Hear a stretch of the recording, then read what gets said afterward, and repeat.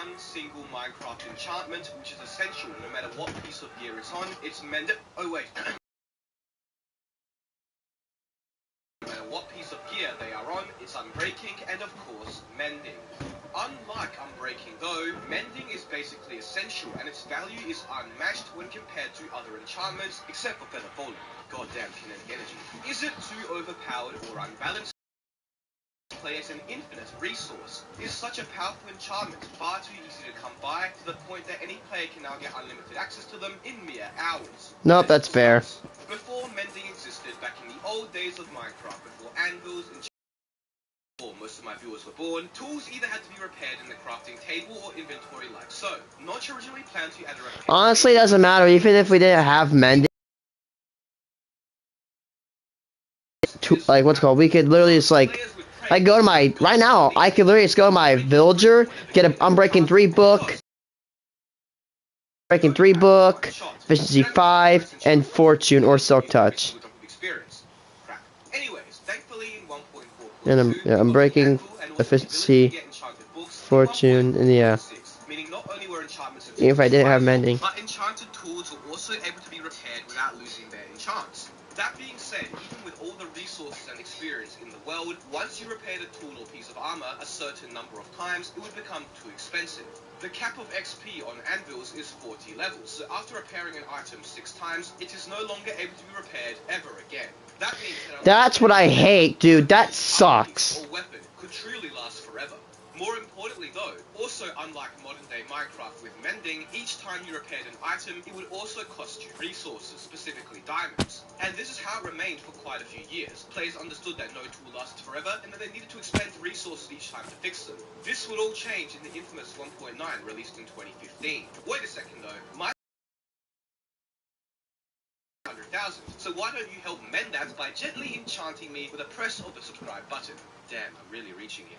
Anyways, with the release of 1.9, we got 2 new treasure enchantments. Enchantments which couldn't be obtained from the enchantment table, only accessible by finding rare enchanted books in chest loot, through fishing, or by trading with a librarian villager. Besides mending, we also got Frost Walker, an enchantment that basically nobody uses because it turns all the nice water features of your base into ice. These 2 treasure enchantments were not easy to obtain. Let's say you wanted to get mending on all your armor, your elytra, and all your tools. That's at least 8 to 10 mending books, right? Okay, you could raid a variety of structures in hopes that you'll find one. But here's the problem with that. Here are the odds of finding an enchanted book in a chest in any Minecraft structure which could contain them. As you can see, the odds aren't great, with the best chance of and the odds that they're going to be mending is 23.5% in desert temples. Averaging out all the percentages here gives you, and there's a 1 in 30 chance, there's like a 3% chance it could be mending. If we're going an average to get all enchantments. But then there's problem number 2. As of right now, there is 110 types of enchanted books in the game. In Minecraft 1.9, that number was only 82, as many enchantments did not exist yet. That means that the chance of an enchanted book in a chest being in Bedrock there is. The 82 possible books was only 1.22%. If we multiply that by the average chance of finding an enchanted book in a structure, which is slightly higher now because pillager outposts, underwood ruins, and woodland mansions didn't exist yet, we get the extremely high odds of 0.2% per chest. Since dungeons have 2 chests and desert temples have 4, that number is slightly higher, but still extremely low. Using some funky maths I forgot I learned back in high school, which didn't work so I had to ask a friend anyways, the odds of finding 1 mending book in a desert temple is roughly 0.795%. That means to have a 95% chance of getting 1 mending book, you need to visit roughly 400 desert temples. Why 95% and not 100? Well, it's because maths. If you decide dungeons are more to your liking, then you have to likely hit up over 800. And that's for only 1 mending book, remember, which you need 8 to 10 of. If you haven't already given up and gone back to playing League of Legends, just kidding, who plays that garbage, then you could also try strongholds and jungle temples. Strongholds and jungle temples have a higher chance of containing mending books because they have chests which only contain level 30 enchantments. But considering both these structures are quite rare, especially strongholds, and the odds of a book being in them are already quite low, besides libraries, the time it would take to get 8 to 10 mending books from and if this doesn't scare you, look on Chunk Base. What about end cities? They contain probably the best loot in the game, right? Well, you can't actually find enchanted books in end cities, only enchanted gear. So you have to hope that you're lucky enough to come across diamond gear with mending on it. Oh, and if you are on 1.11 or higher, then you also have to pray that the perfect Efficiency 5, Unbreaking 3, Fortune 3, and Mending diamond pickaxe you found doesn't have a curse on it. Mending is not easy to get through chest loot, but let's try option number 2, villages. Back in... When you shop at Walmart, you get it. I need dirt, And a little man. less. I need lots of dirt. A whole lot more. And lots of dirt I have.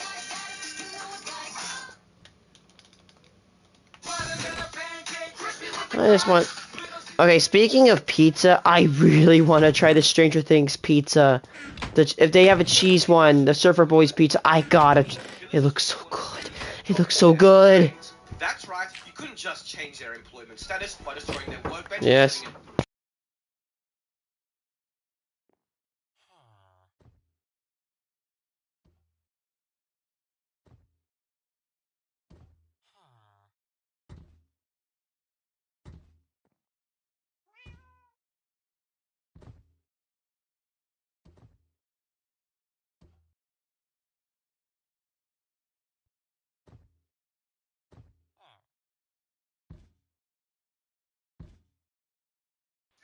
And villager trades were hard set once they spawned. There was no resetting trades over and over. God, I remember there that. were 13 different types of villagers, and only one could trade enchanted books, the librarian. The librarian And I have 4 of those. trade, as well as potentially unlocking another 1 or 2 enchanted book trades if you traded with them a lot. But for the most part, the first enchanted book trade was what mattered. Once again, since there were 82 enchanted books in 1.9, and only a 1.22% chance of getting mending, you're likely going to have to go through a few dozen librarians to find one that trades mending. But guess what? Not all villagers you find in Breed are going to be librarians.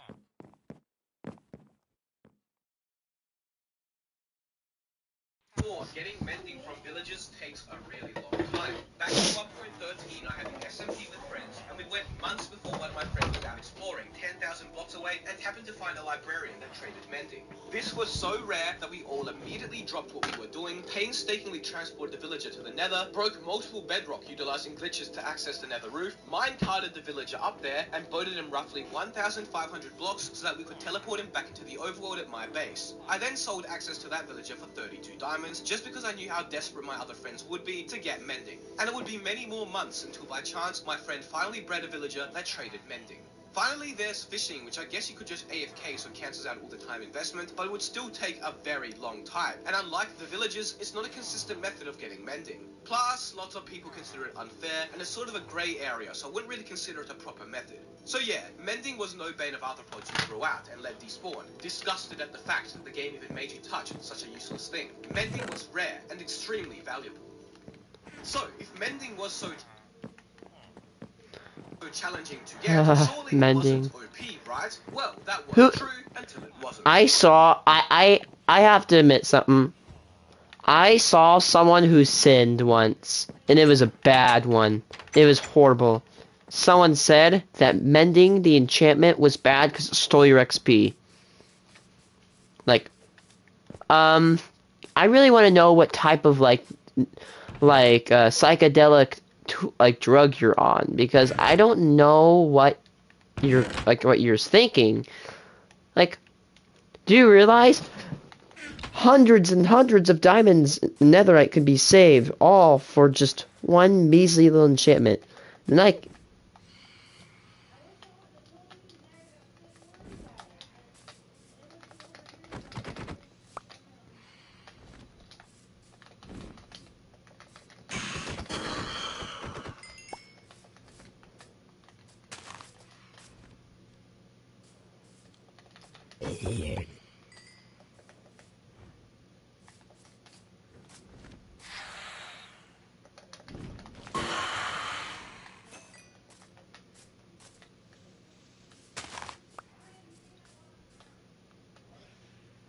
let's keep going. The real reason mending became too overpowered was due to the fact that in 1.14 it became... I'm sorry, I have to I'm gonna eat, but since I have COVID, I have to eat in my room, so. Easier to obtain. Like So this is one of my favorite meals. No, nobody cares. This is my. This is what I eat every single day. I know I don't. Oh shoot! I don't even have a knife. Yeah, ask my mom for a knife.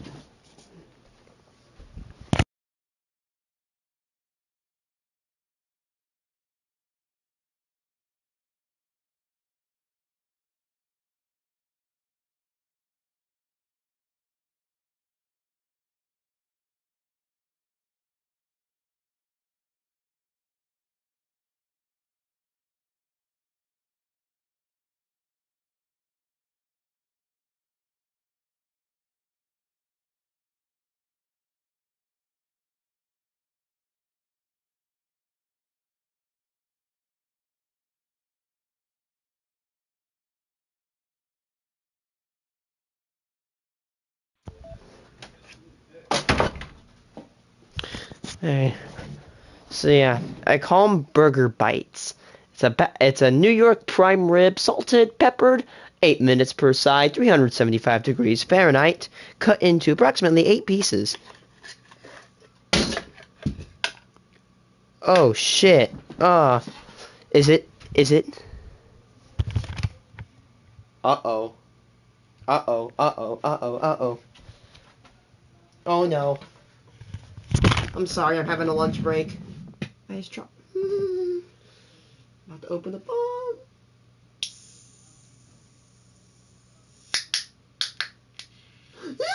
Oh no! It's busy.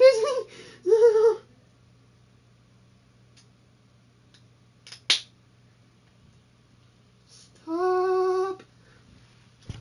I feel like I think I do, yeah. I have to eat in my room because I have COVID. Okay. Just gonna set you right there. Oh, God. No, everything's going bad. I swear, it's when I'm on stream. I'm sorry, guys. I eat quick.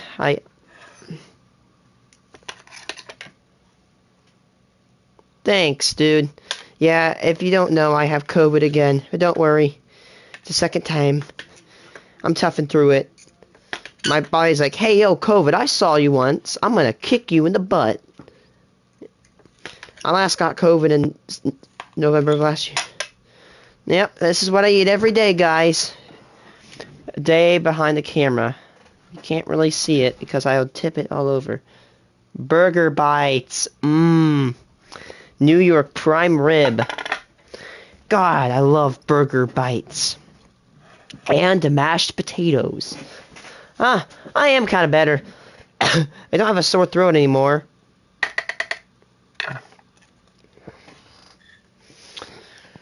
Okay, back to the video. And that you could get a mending villager within minutes of starting a world. In 1.14, villagers' professions were now tied to their workbench and could be changed by breaking their workbench and placing down a new one. And not only that, but you could change the trades of a villager by resetting its profession, meaning you were able to manipulate them into getting whatever trade you wanted, including mending. With just one lectern, a villager, a small prison, and maybe about 20 to 30 minutes, you could have a cheap mending villager with no hassle whatsoever.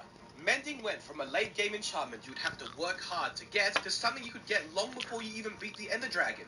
Hermitcraft Season 6 is a great example of this. At the beginning of Season 6, which remember started in 1.13, Impulse SV was lucky enough to breed a mending villager early on, and I remember watching Mumbo Jumbo basically dump his hard-earned diamonds at Impulse's shop the first few episodes, as it was so much more difficult to get mending that it just wasn't worth the time. The main one that I can obviously see, mending for 10 emeralds. You like how I did that? So all the More of that? winners could pass by and just drool? I'm so jealous. Because I don't have any villagers, you are going to be rolling in diamonds. Hi. I think I remember you. That wasn't quite the case. And with tricks involving converting villagers to zombies and back, their trades were also extremely cheap, and you could get mending trades that were virtually free. And emeralds also became far easier to obtain in the same update because raid farms became a thing, basically giving you an infinite source of easy villager money. 1.14 made villagers less valuable. It's called having a melon farm. And increased their ability to be controlled significantly more. Talk about a rough update. And now players literally have mending books coming out their arse. Such a powerful enchantment should not be so accessible. And I'm not the only one who thinks this.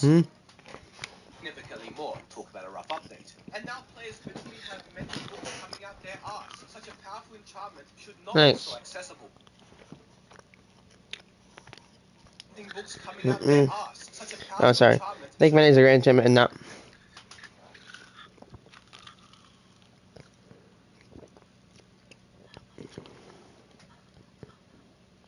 be so accessible. And I'm not the only one who thinks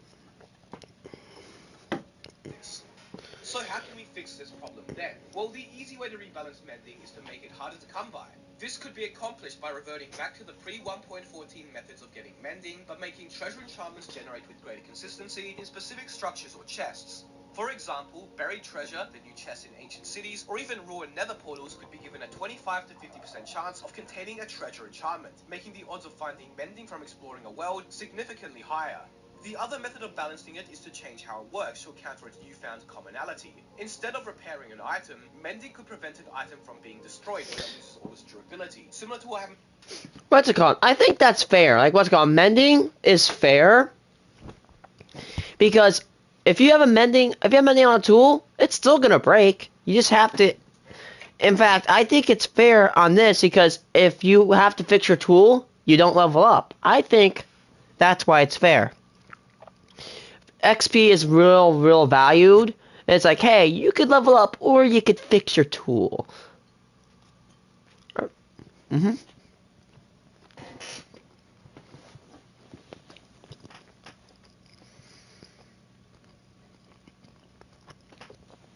The end dimension is a big problem.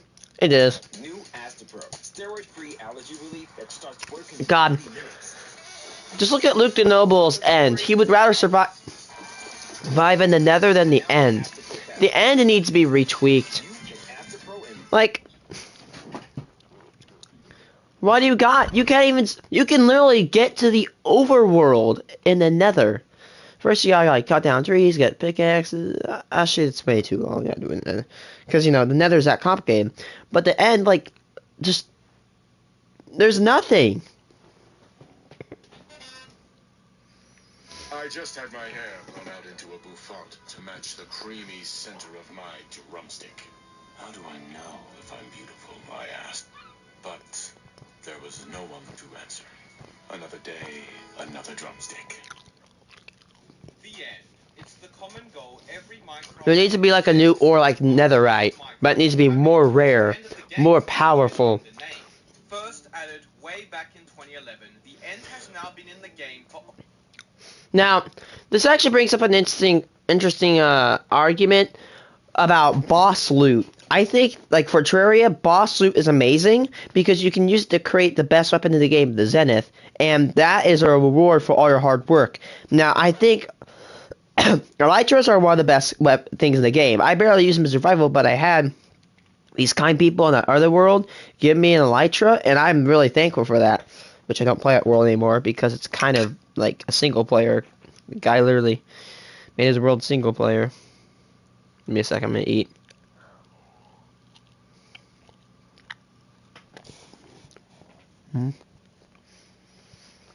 Okay, Buffin. For a decade, and yet it has a major issue. While the end is meant to be Minecraft's end game destination, it is far from that, rather an inconvenient roadblock.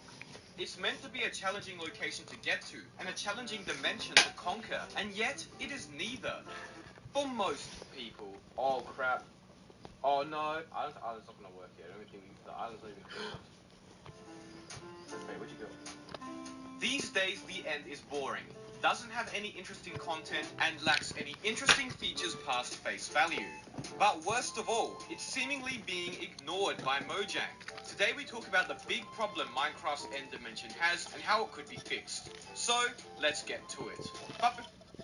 Okay, if I have to say a truth, you know what? You guys may think contrary to this. I have not beaten the Ender Dragon in this world. Now you might be wondering, why is that? Is it because I can't? Of course, I can literally go right there. I could kill the Ender Dragon easy peasy. I have max netherite. I could brew tons of potions. I have max diamond tools, so I don't know why I haven't converted them to netherite. But I have literally, I'm armed to the teeth. I could take on almost anything in the game. But the reason I don't like going to fight the Ender Dragon is that the only thing I get is an elytra.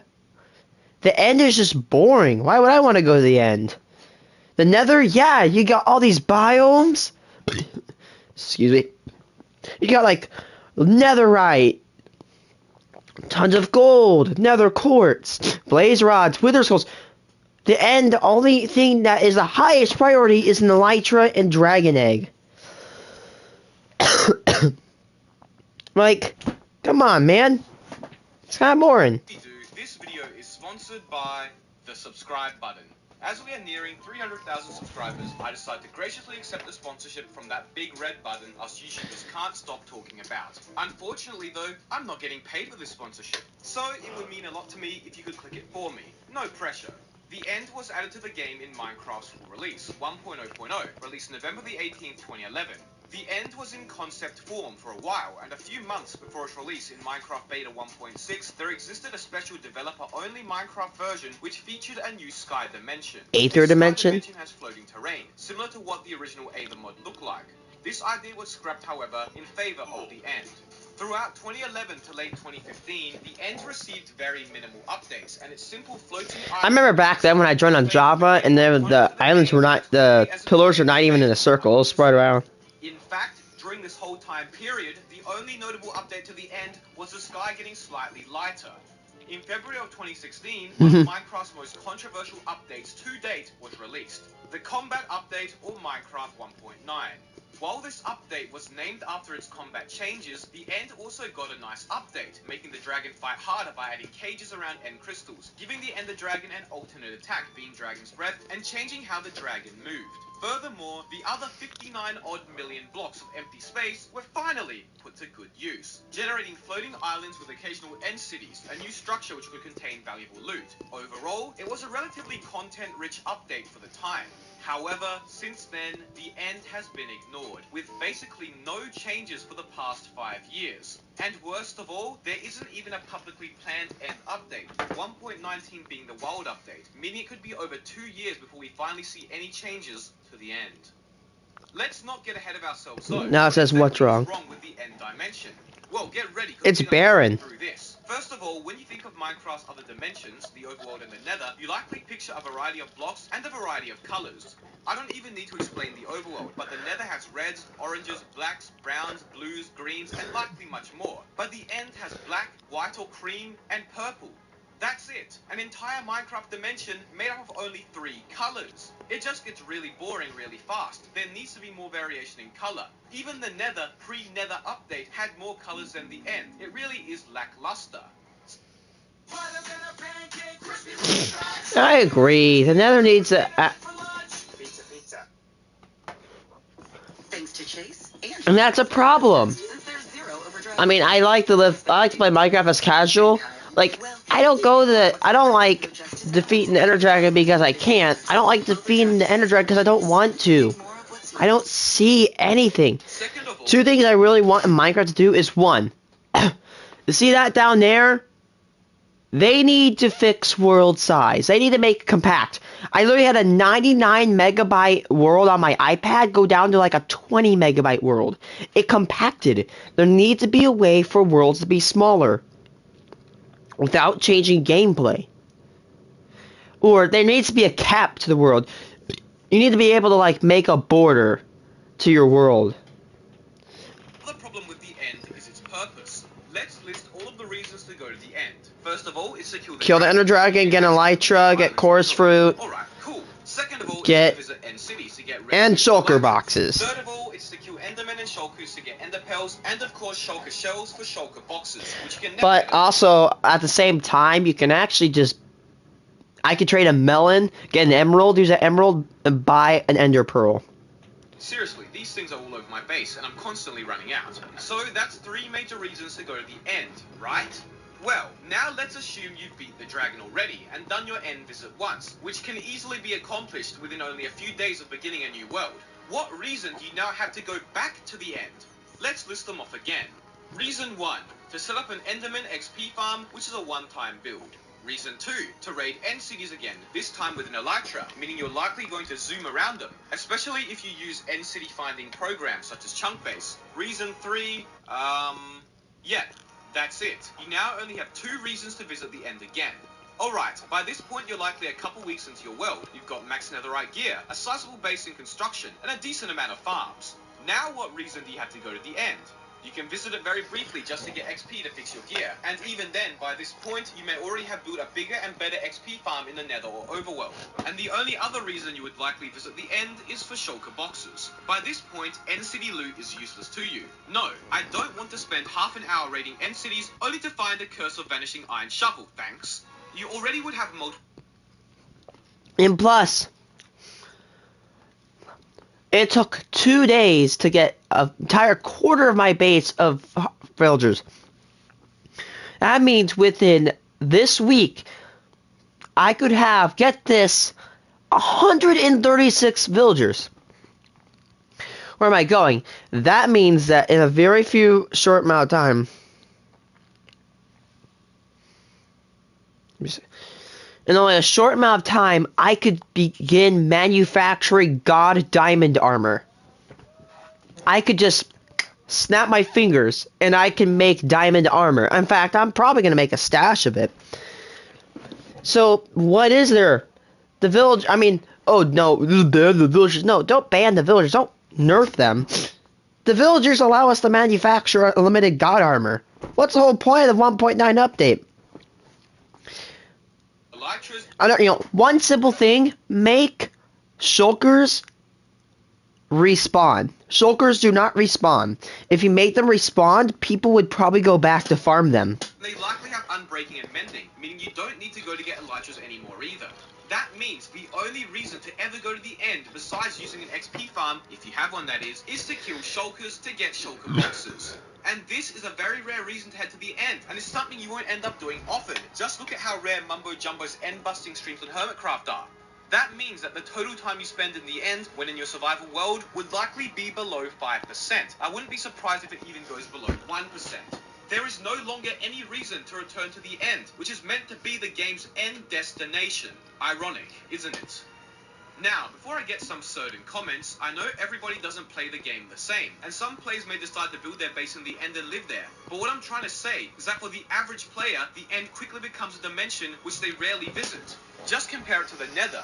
Even before the Nether update, the Nether was used to set up a variety of farms. Pigmen farms for gold and XP, Wither skeleton farms for wither skulls, And it's a good place to put a stash. XP, as well as blaze rods, which are used for potions and eyes of Ender. And that doesn't even account for the Nether's most useful purpose, which is to set up Nether highways so you can travel around the world quickly. The 2010 Nether, ever since it was added to the game, has had a longer lasting purpose than even the current 2021 end.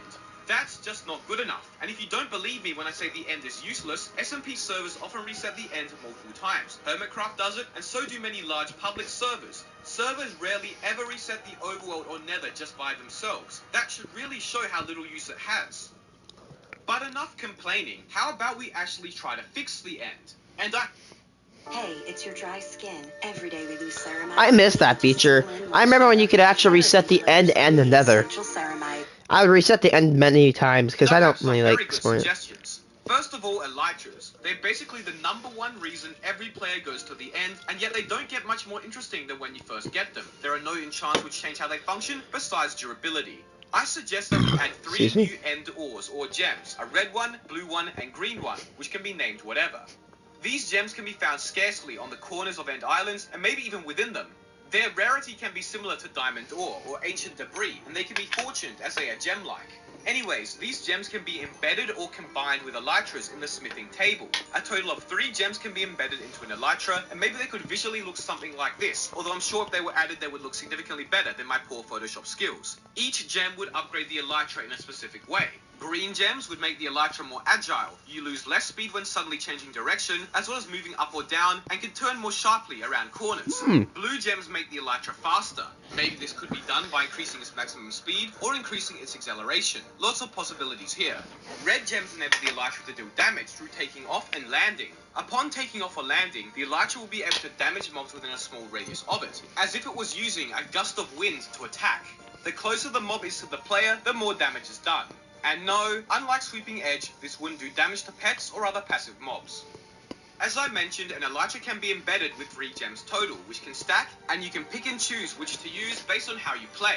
An elytra with 3 blue gems would be the fastest you can get, best for long distance traveling. An elytra with 3 green gems would be great for general use, as you fly in and out of your base without having to worry about experiencing kinetic energy. And trust me, this one would be a godsend to have. Or you could go for an all-round elytra type, using 2 blue gems and a single green one for maximum efficiency.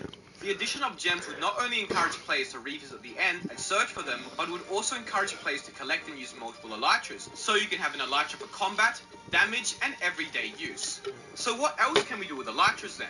Well, how about enchantments? I propose that a new structure be generated in the end, sort of like a lost cavern or rare cave that contains some rare loot, including unique elytra-only enchanted books. The enchantments on these books are like Mending and Frostwalker. They are unobtainable through enchanting table and can only be found by exploring the end. We could have an enchantment called Aqua that makes the elytra much more useful and efficient when flying through water.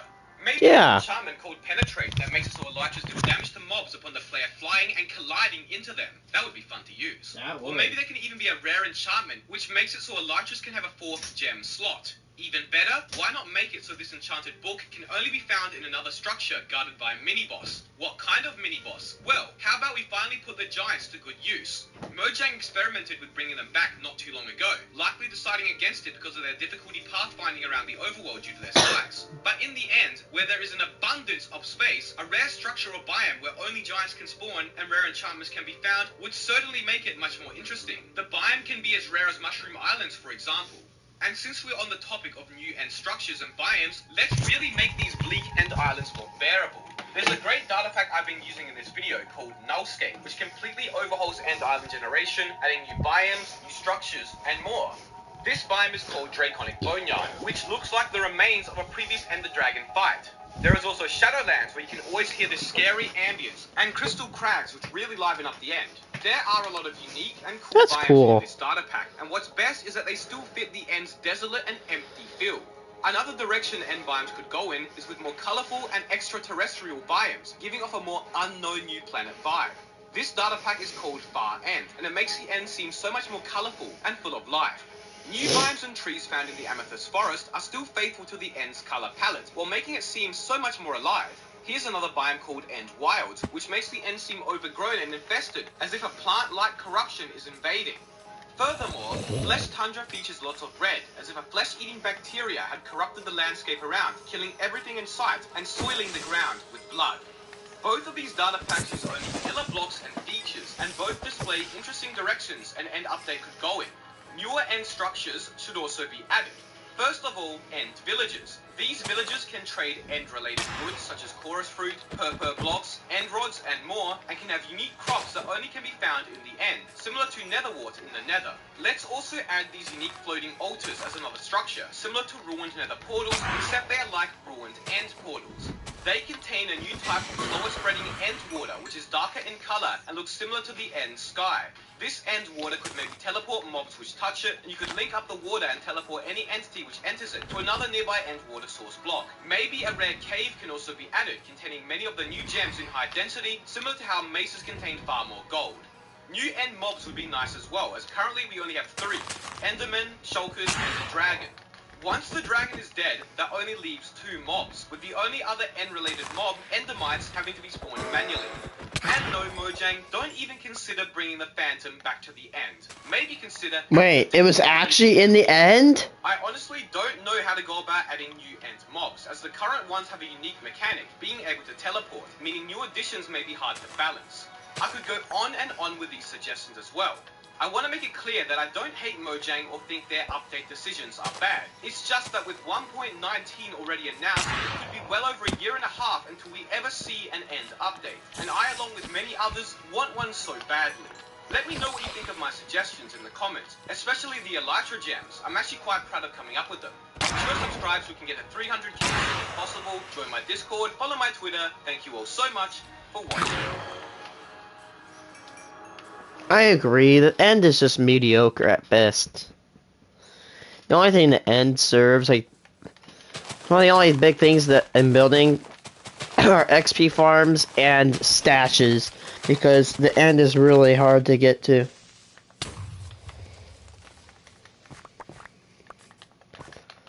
Nerd.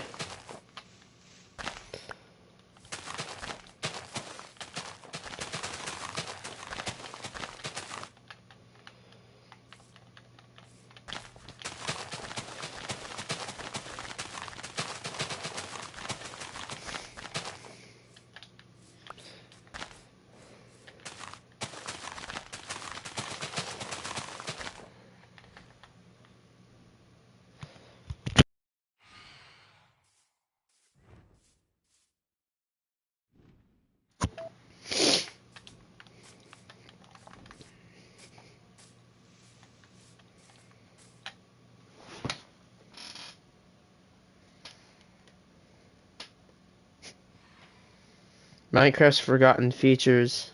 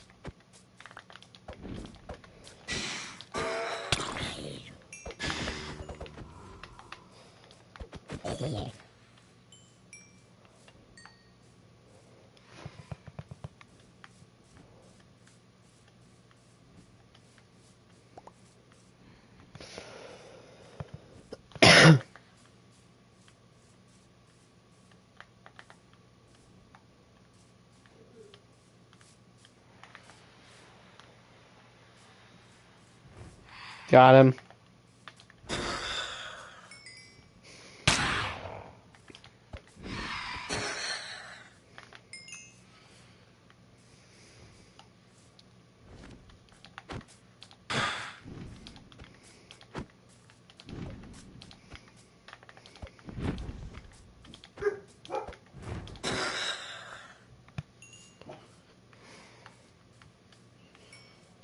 I'm gonna teach White this.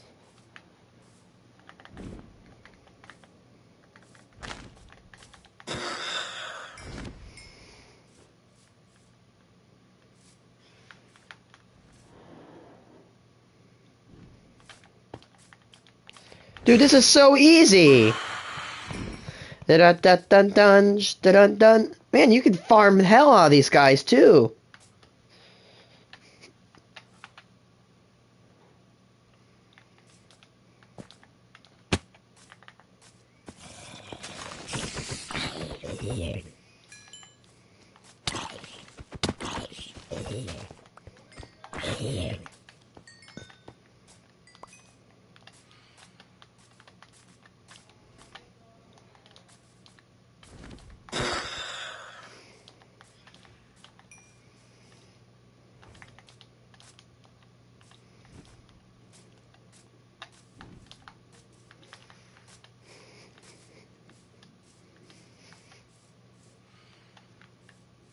Mm.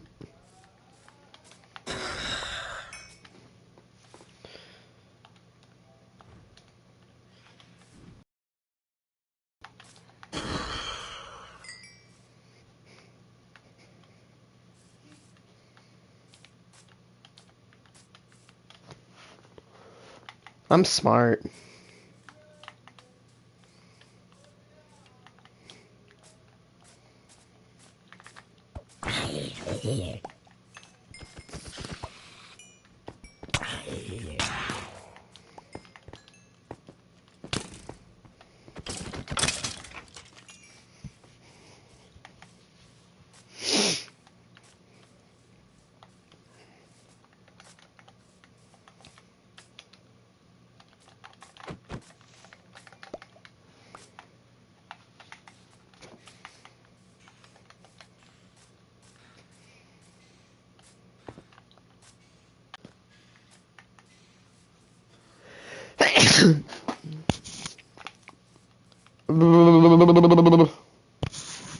Ooh,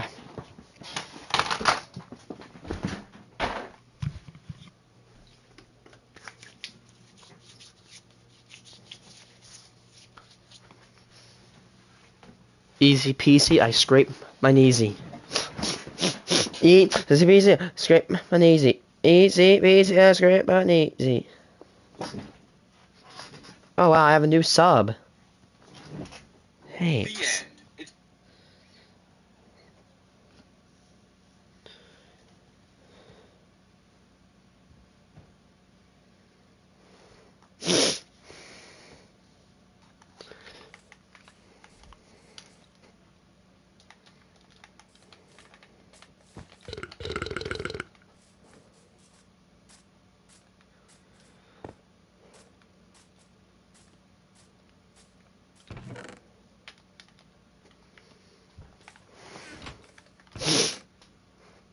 Man, I'm actually racking up some phantom membrane.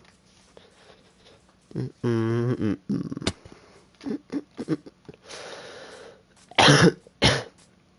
need to find a area to make a lake.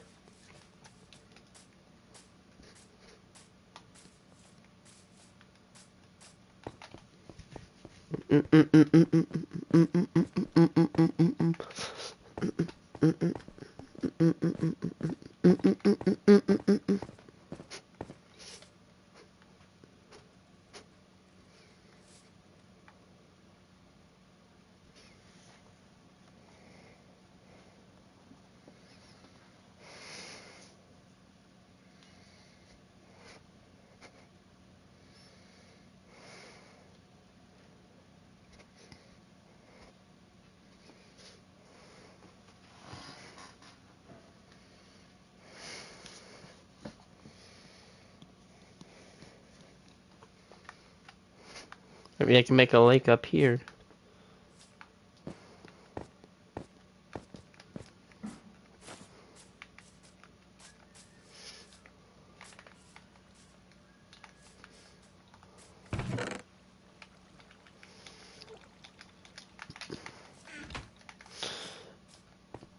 Oh my god, the vines. Oh.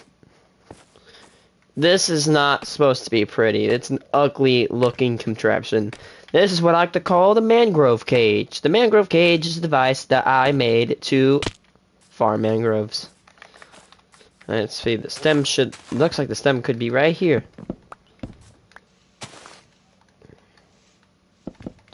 Nope. There's the stem.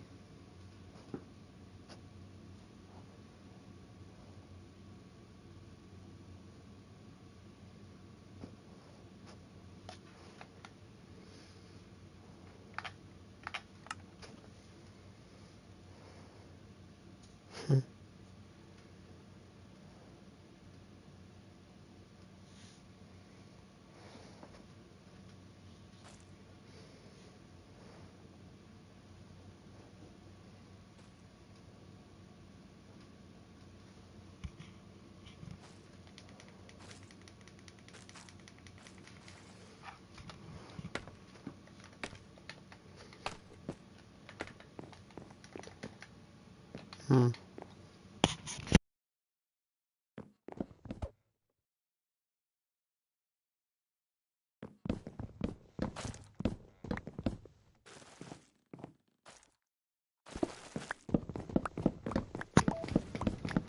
Finally, time to take this ugly mangrove cage down.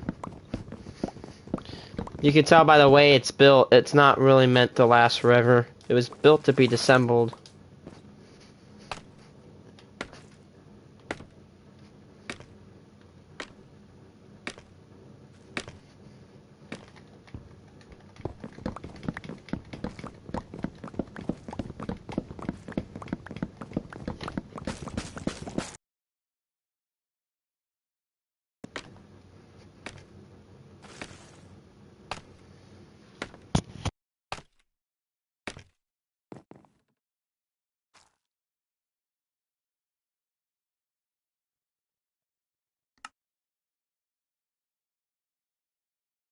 Need to go restroom, be right back.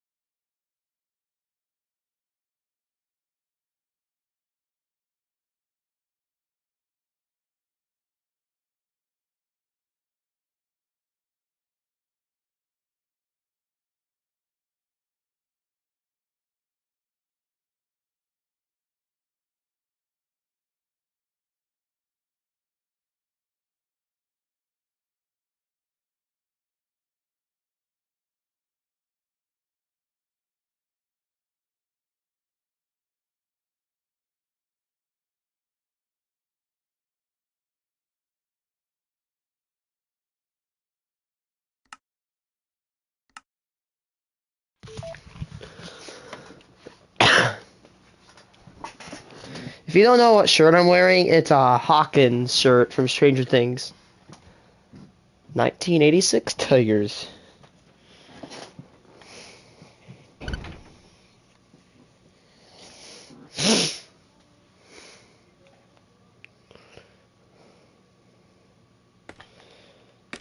Oops, almost fell.